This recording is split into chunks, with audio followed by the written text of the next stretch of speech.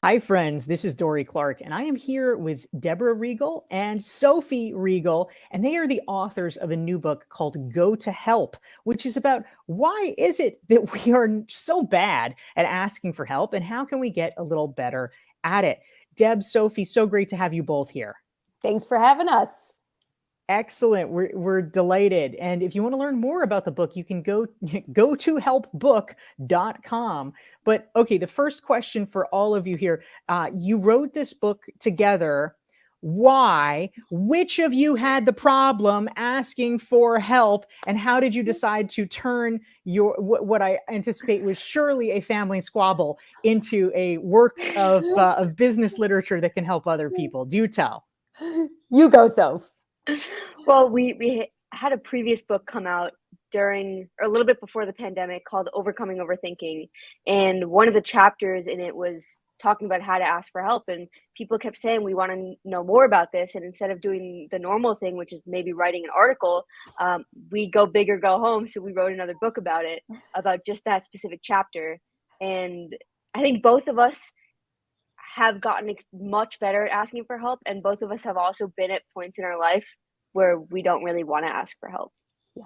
And I think one of the things that occurred to both me and Sophie is that we, in asking for help, we were making an assumption that other people knew how to help and had what we call help fluency, a wide range of ways of offering help. And we were pretty surprised and disappointed to see that most people help like, let me tell you what to do, or stand back and I'm just going to do it for you. And we felt that whether you're a leader or a parent or a partner or whatever it is, you probably need to get a wider range of helping options as well. So this book is for them too. A wider range of helping options sounds like an excellent strategy. And welcome to those just tuning in. This is Newsweek's weekly interview show, Better. I'm Dorie Clark. We're here every Thursday at noon Eastern, 9 Pacific, talking about how to improve your quality of life. And today we're talking about how to get better at asking for help with Deborah Grayson Riegel and Sophie Riegel. And if you're just tuning in, please feel free to type into the chat box and let us know who you are and where you are dialing in from. We'd love to recognize you and give you a shout out. And so another question that I have at a really basic level, you would think that for most people asking for help would be relatively self-evident. There's a thing I want to do. There's a thing that I need. Oh, I can't do it on my own. Let me tap my resources. But for so many people, it seems like that just doesn't really compute. There's something blocking them from asking for the help that they need. What is it that is getting in the way? Sophie, what's your perspective on that? My perspective is that people have a certain mindset about asking for help, and some of the mindsets they have might be, if I ask for help, I'm going to be seen as incompetent, or I should be able to do this on my own, or I don't want to be a burden to other people. And it's those thoughts and those beliefs that are really getting in the way of them asking for help. Yeah, that makes a lot of sense. And so I just wanted to take a moment to say hello to some of the great folks who are tuning in from around the world. We have so many folks here. We have Sushma joining us. We have Julie from Las Vegas. Todd's here from New York. Cheryl from Minneapolis, St. Paul. Aiko from Palo Alto. Michelle's joining us from California. Scott's here from Baltimore. We have a LinkedIn user from California. Jeannie is joining us from Georgia. Elen is here. DT from Rochester. Anna's here from New Hampshire. We have Astrid from Mexico City, Deborah from Buckinghamshire, Anand from India. We have Kia Ora from New Zealand, and many more. We're so glad for all of you to be here. If you're enjoying the conversation, please hit the like and the share button so that others can benefit from our conversation about how to get better at asking for help. You can check out the details of Deb and Sophie Riegel's book. Go to helpbook.com. Now, Deb, a question that I have for you. What about a situation where you're looking at someone you care about them, you want to be helpful, but they aren't asking? They might not even really want help. It's a little bit unclear. Is there anything that you can do in that situation? Should we only be giving help to people if they're explicitly asking for it? Or how do we avoid overstepping and insulting somebody? Yeah, I think a big part of it depends on the trust and psychological safety in the relationship. So you have to look at your track record. Is this somebody where I've offered help in the past and they've accepted it wholeheartedly? Is this somebody where I've offered help in the past, they've shut me down? And what does that lead me to want to do? I think that one of the most important things that helpers need to recognize, we write about this quite a bit in the book, is that your intention in helping does not necessarily match your impact in helping. So most of us have often thought to ourselves, I'm only trying to help, or I was just here to help. And we need to recognize that there can sometimes be a gap in what it is we're trying to do and how the other person receives it. We're trying to be generous. They experience it as us undermining their autonomy or sense of agency. And so one of the best things that we can do, and that most of us don't do, is ask for feedback about our help. Hey, share with me a time that I was particularly helpful for you, and what did I do? And I have the feeling that sometimes my help isn't as helpful as you would want it to be. Can you tell me a little bit about that so I can be a better helper to you moving forward?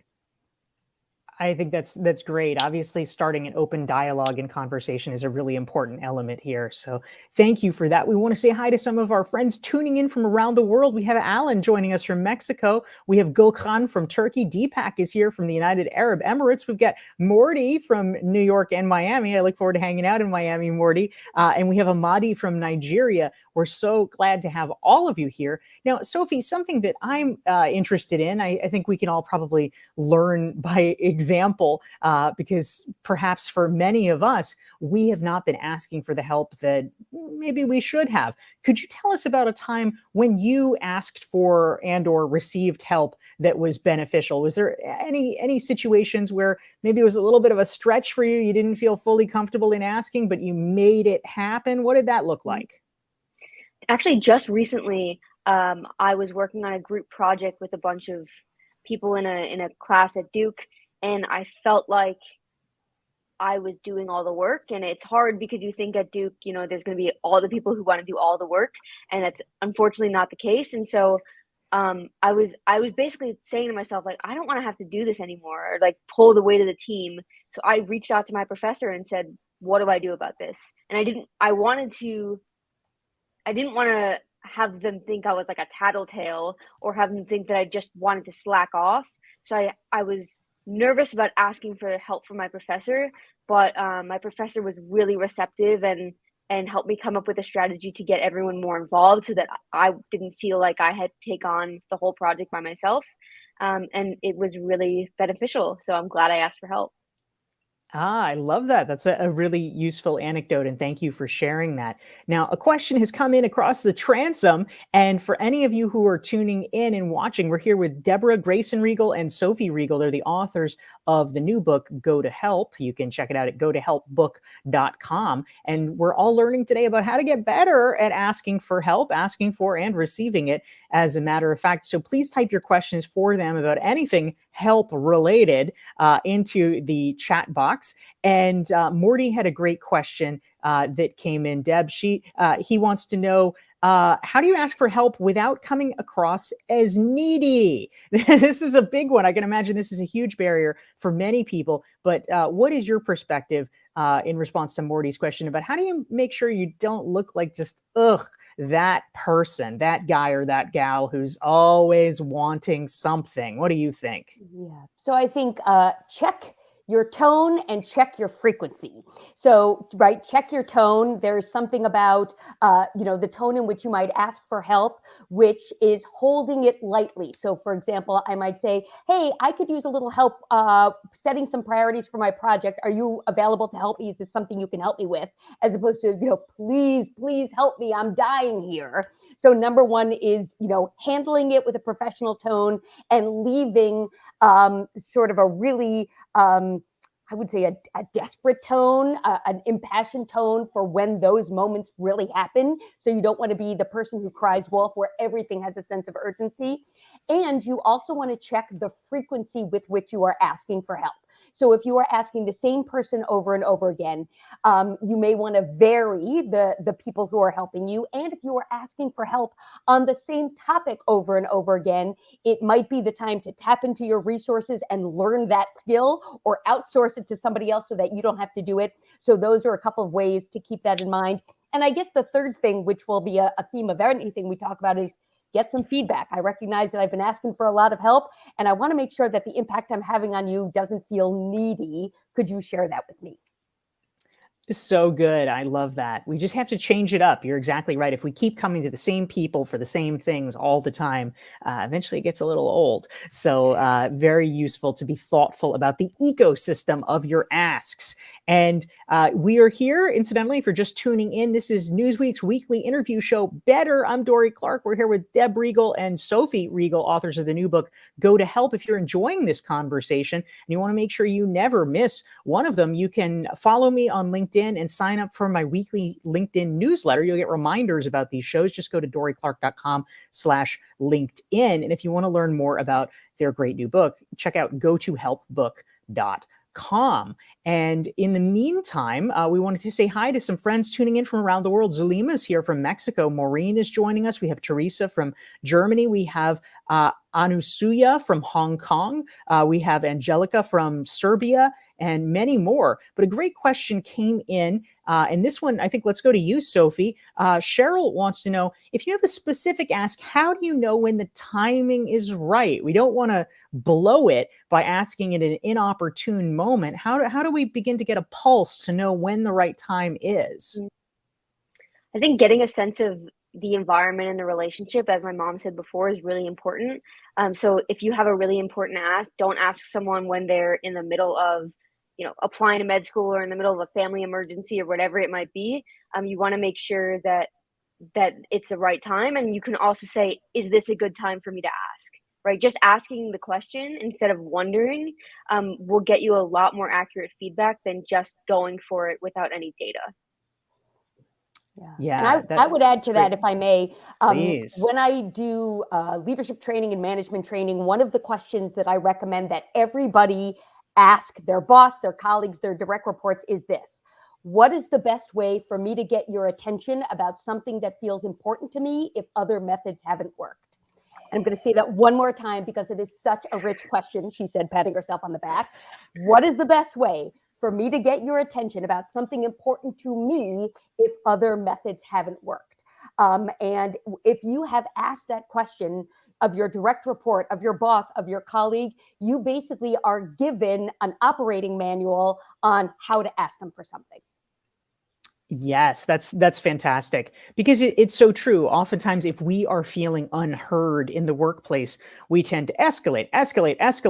And at a certain point, we may reach the point where we feel like, okay, I'm just shouting them out of the crowd to be heard. And if the other person has not been paying attention, they don't understand that there's crowd noise, they freak out and say, oh my God, they're hysterical. And that's not a really good situation. So I think that's very wise advice. I love that. And we have so many questions pouring in from our audience. These are fantastic. Our friend Todd Church is a former guest on this show, author of the book Visual Leadership.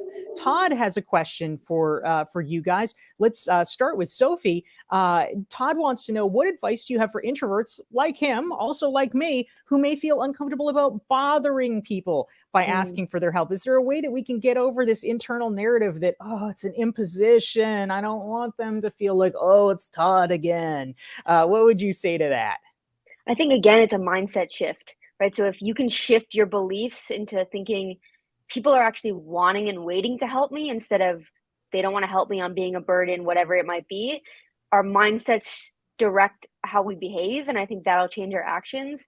And start with one person, right? You don't need to go ask the CEO of your company for help. Start with a coworker who you feel close to. Start with a family member, someone who you have a good relationship with. And so you can, if you start small, you'll gain more confidence in asking for the bigger things.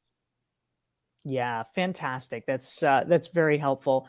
And a question, Deb, that I was curious about: if you were on the other side of the equation, if you're the person who is going to be giving help, wants to offer help to somebody, are there types of help that you could offer potentially that just maybe people don't think of?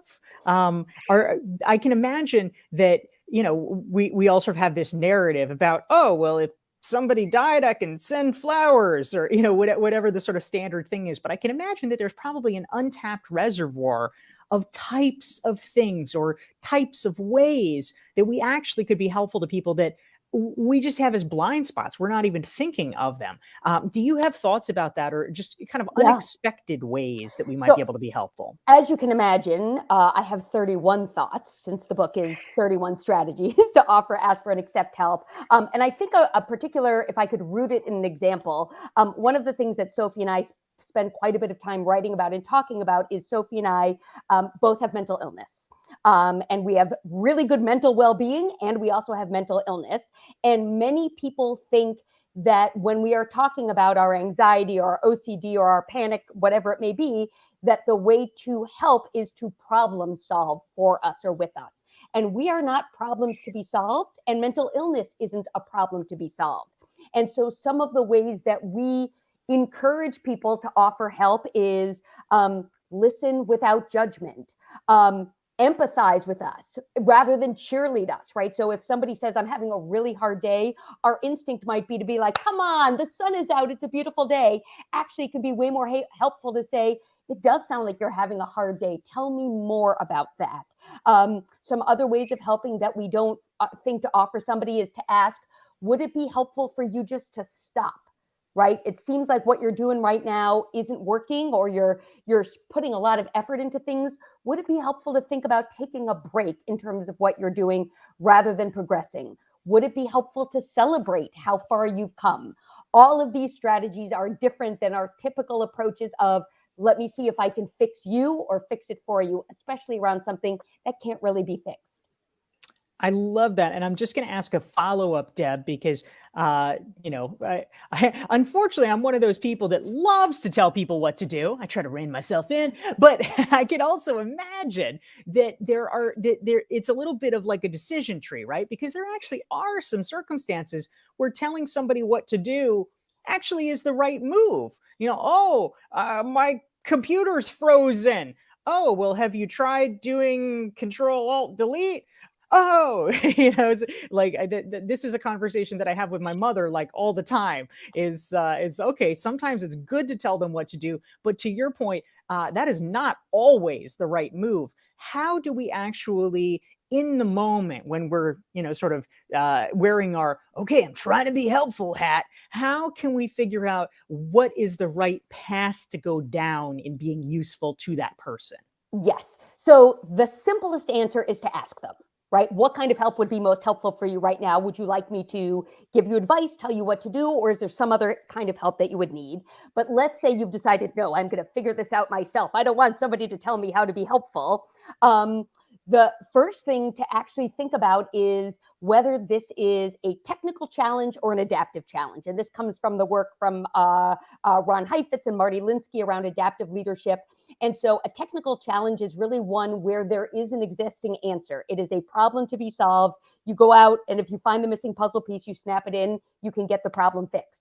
Many problems, especially parents, partners, and leaders face, are adaptive problems, meaning that you actually have to experiment your way into a solution. So if you think about the last 2 years, none of us in March of 2020 were able to call our local global pandemic expert to tell us what to do. The solution didn't exist. So if somebody is asking for help with a problem where the solution is going to require creativity, new habits, new mindsets, and experimentation, telling them what to do most likely is not the most helpful way to get that solved. Or if anything, it's a part of it, but it's not the whole approach. Fantastic. And just to add to that, I think it's important to note that if you don't want to create a habit of compliance, then you don't want to tell them what to do. So for example, when my car kept breaking down, my dad kept, whatever it's called, fixing it at some, I don't even know. Clearly he didn't do a very good job of teaching me, but sorry, Dad. But anyways, starting jumping the car, whatever it was, he just kept jumping it for me. And so I never learned how to do it. So every time my car broke down, I just went to him. So I never learned the strategy. But if he wants to create commitment in me instead of compliance, he can't tell me what to do. He needs to teach me the skills to actually do it myself. I love it. Teach them to fish and or jumpstart their car. Good advice. We want to say hi to some of our new friends tuning in from around the world. Mubina is here from Pakistan. We have Rita Marie, who's joining us from Ireland. And we have Gail and Margot tuning in from Miami. Great to have all of you here. And a question came in. Sophie, would love to get your perspective here from Teresa in Germany. She's curious, how do you strike the right balance of figuring it out for yourself or asking for help? Obviously, both are useful. How do we know when it's the right move? I don't know that I have the perfect answer for that, because I think that question itself is an adaptive challenge. But I do think that you want to push yourself until you feel challenged, but not completely overwhelmed to the point where you can't even move forward, right? Like, you don't want to get yourself in a situation where asking for help is literally the only option for you. You want to ask before you need it, but you don't want to ask before you've tried yourself. Really helpful. Thank you. That's great. We're here with Deborah, Grayson Riegel, and Sophie Riegel. They are the authors of the new book, Go to Help. You can learn more at gotohelpbook.com. And if you are enjoying this conversation, hit the like button, hit the share button so that your friends can benefit from it as well. We're talking about how we can all get better at asking for help and learning how to receive it. So Deb, a question that I am curious about: what if you're someone that just by nature is kind of a self-reliant type, maybe a bit of a lone wolf? It might not even occur to you that you need help. That might just literally not be in your repertoire. Is there a way that you can kind of awaken that in yourself if that is not a muscle that you have deployed over time? Yeah, so you're describing me, right? I am somebody who grew up with the message of being resourceful, and I interpreted being resourceful as figuring it out myself, leaning on my internal resources. I didn't interpret it as, oh, there are external resources available for me to take advantage of. And so you are describing me. Asking for help is often the last thing that I go to on my list. So we kind of wrote this book for me, right? And you shall learn. And so I think one of the ways that you can uncover a blind spot for yourself is to actually look at examples where you have received help that was beneficial, even if you weren't the one who asked for it. So it's a little bit about the same methods you would use to combat any kind of confirmation bias. If you have a belief that I need to do it alone or I should do it alone, you will look for evidence that you need to do it alone or should do it alone. To combat that confirmation bias, look for evidence that you didn't do it alone or that you were better off having asked somebody to help you in some way, and you will start to develop the ability to see those opportunities. Really interesting. Thank you for that. That's great. And I see some comments are just pouring in here from folks that are tuning in. Again, if you're just joining us, feel free to let us know who you are and where you're dialing in from. Rachel is here from Baltimore. We've got Thomas from Cambridge, Massachusetts.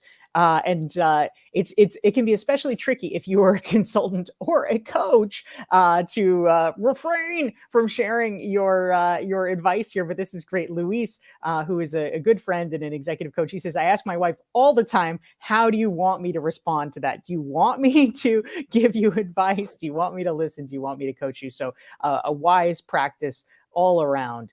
Thanks for sharing that, Luis. Love that. And so I am actually curious, Sophie, let's turn to you. Are there types of help, I'll put this in air quotes, that actually are not that useful? Like maybe things that we should just stop doing altogether?